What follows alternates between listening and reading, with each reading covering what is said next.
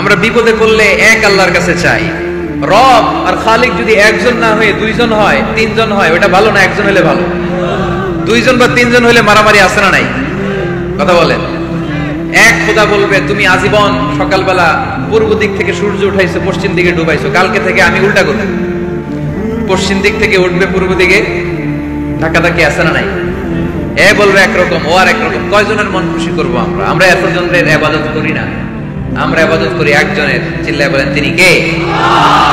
আমরা ঘোষণা দেই কুল হুয়াল্লাহু আহাদ আল্লাহুস সামাদ লাম ইয়ালিদ ওয়া লাম ইউলাদ ওয়া লাম ইয়াকুল লাহু কুফুয়ান আহাদ। পড়েন সুবহানাল্লাহ। ইনশাআল্লাহ আগামী 27শে ডিসেম্বর রোজ জুমাবার প্রধান মুফাসসির হিসাবে বিশ্ব মানবতার মুক্তির দিশারি মহাগ্রন্থ আল কোরআন থেকে তাফসির পেশ করবেন বাংলাদেশের লাখো কোটি তৌহিদি জনতার হৃদয়ের স্পন্দন, আমাদের সকলের প্রিয় মুফাসসির শেখ ডক্টর মিজানুর রহমান আল আজহারি।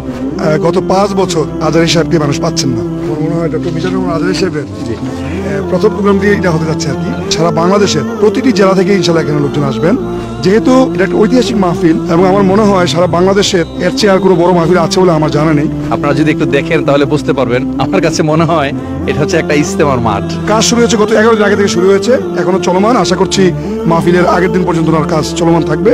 আমরা 27 তারিখের অপেক্ষায় আছি। আমরা ডক্টর মিজানুর রহমান আজহারিকে দীর্ঘ 5 বছর পরে প্রথমবারের মতো এই জায়গায় আমরা পাবো।